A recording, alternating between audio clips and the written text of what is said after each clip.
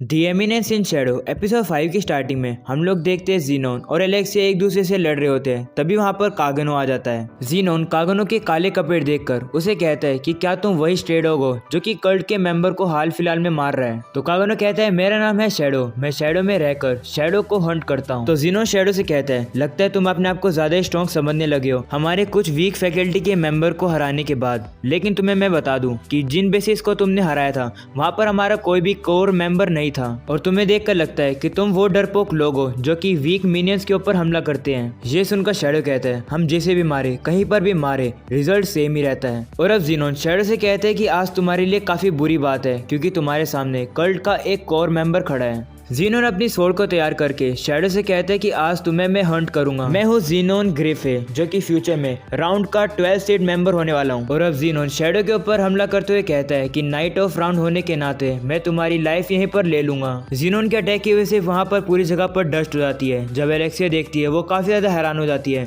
और जीनोन भी देखकर काफी हैरान हो जाता है क्योंकि कागनोस के सामने खड़ा ही नहीं होता है बल्कि वो एलेक्सिया के सामने खड़ा होता है। और अब वो जीनोन से कहता है हाँ क्या कह रहे थे तुम कोर के मेंबर।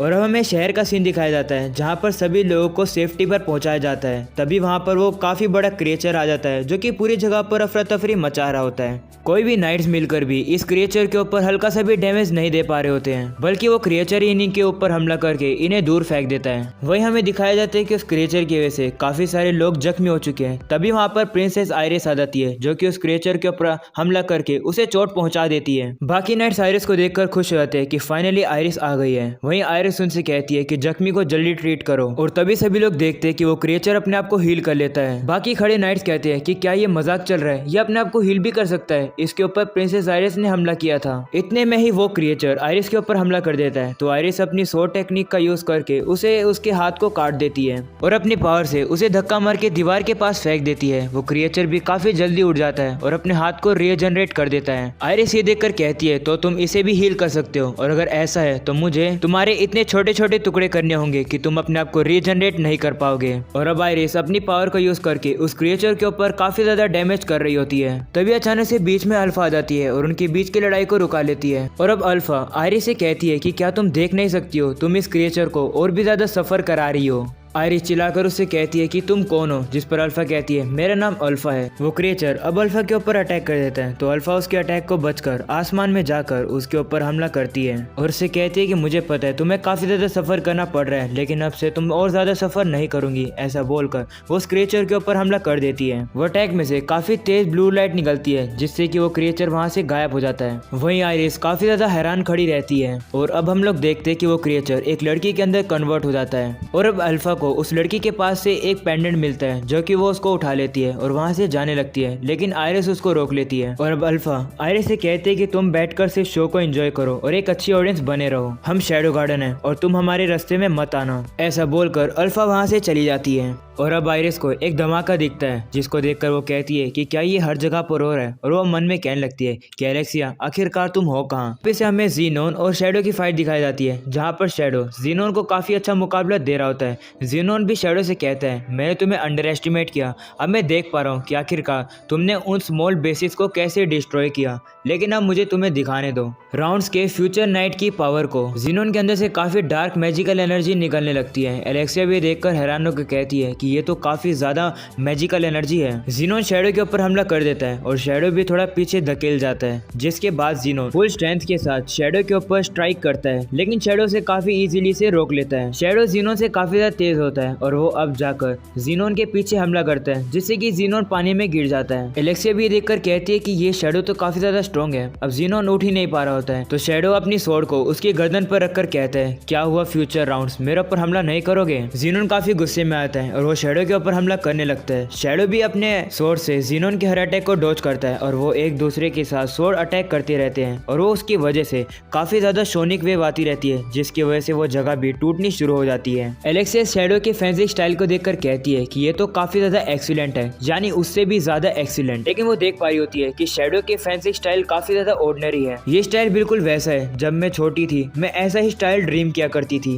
एलेक्सिया बताने लगती है कि उसकी बहन काफी ज्यादा स्वॉर्ड चलाने में टैलेंटेड और काफी ज्यादा स्ट्रॉन्ग थी और मुझे ये बिलीव था कि मेरे पास बिना टैलेंट होने के साथ भी अगर मैं काफी ज्यादा मेहनत करूंगी तो मैं भी अपनी बहन की तरह स्ट्रॉन्ग हो पाऊंगी। लेकिन चाहे कुछ भी हो, मैं कितना भी ट्राई करूँ, मैं अपनी बहन को कैचअप नहीं कर पाऊंगी। मैं सिर्फ इसी चीज में बेस्ट थी कि लोग मुझे मेरी बहन के साथ कंपेयर करें और मेरे ऊपर हंसे। मेरा फेंसिंग स्टाइल जो कि काफी ज्यादा ऑर्डिनरी था, जिसको मैं हेट करती थी, लेकिन मैंने कभी भी उसे गिव अप नहीं किया। ये स्टाइल जो कि काफी ज्यादा प्लेन और ऑर्डिनरी है मेरे लिए, वो ऐसा बोल ही रही होती है, तभी उसको अपनी बहन आयरिस की याद आ जाती है, जो कि एलेक्सिया से कह रही होती है कि मुझे तुम्हारी फेंसिंग स्टाइल काफी पसंद है। और अब हम लोग कागनो को देखते हैं जो कि ज़ीनोन के ऊपर हमला कर देता है। ज़ीनोन शैडो से पूछता है कि तुम कौन हो? अगर तुम इतने ही स्ट्रॉन्ग हो तो तुम अपनी आइडेंटिटी को छुपा के क्यों रखते हो? अब शैडो हंसने लगता है और कहता है कि हम लोग शैडो गार्डन है, जो कि शैडो में घूमकर शैडो को खत्म करते हैं और यही हमारे एग्जिस्टेंस का एक लौता यही पर्पस है। ज़ीनोन ये सुनकर कहता है कि क्या तुम पागल हो? वहीं एलेक्सिया कहने लगती है क्या कल्ट? आखिरकार यहाँ पर चल क्या रहा है और ये शैडो गार्डन कौन है? वहीं ज़ीनोन दोबारा खड़ा होता है और कहता है ठीक है, अगर तुम्हें लड़ना है तो मैं तुम्हें लड़ाई दूंगा। जिसके बाद वो एक पिल निकालता है और बताते हैं जो भी इस पिल को लेता है वो इंसान अपनी ह्यूमन लिमिट से काफी ज्यादा दूर पहुंच जाता है, यानी काफी स्ट्रॉन्ग हो जाता है। जिसके बाद ज़ीनोन उन सभी पिल्स को एक साथ खा लेता है और उसके बाद वो कन्वर्ट हो जाता है एक इवल क्रिएचर के अंदर। ज़ीनोन बताते हैं कि वो एक थर्ड अवेकन्ड है और सिर्फ चोजन वन ही इस पावर को अच्छे से कंट्रोल कर सकते हैं, जो कि वर्दी है राउंड को ज्वाइन करने के लिए। जिसके बाद वो अपनी स्वॉर्ड को तैयार कर लेता है और कागनो से कहता है कि मैं तुम्हें ऑल माइटी गॉड की पावर दिखाता हूँ। जिसके बाद वो कागनो के ऊपर हमला करता है, लेकिन कागनो ज़ीनोन के अटैक को रोक लेता है और उससे कहता है कि अगर यही तुम्हारा बेस्ट है तो तुम अपने आप को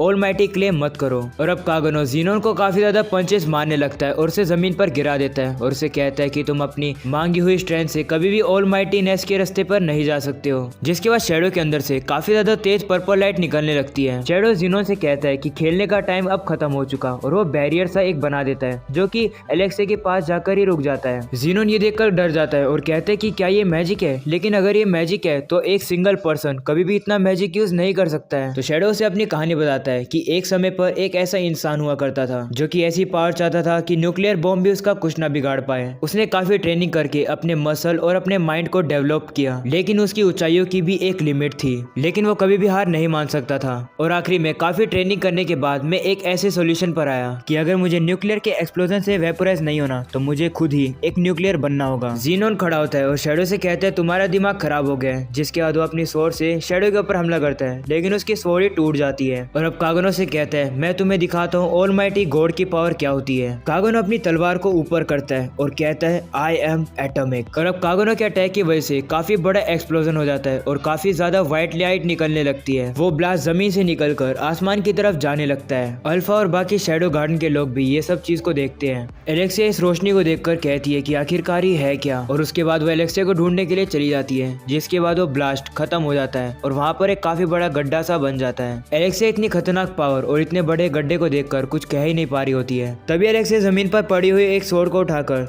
चलाने लगती है। जिसके बाद आयरिस भी एलेक्सिया को ढूंढते हुए वहाँ पर पहुंचती है और एलेक्सिया को गले लगाकर कहती है कि मुझे काफी खुशी हुई कि तुम ठीक हो।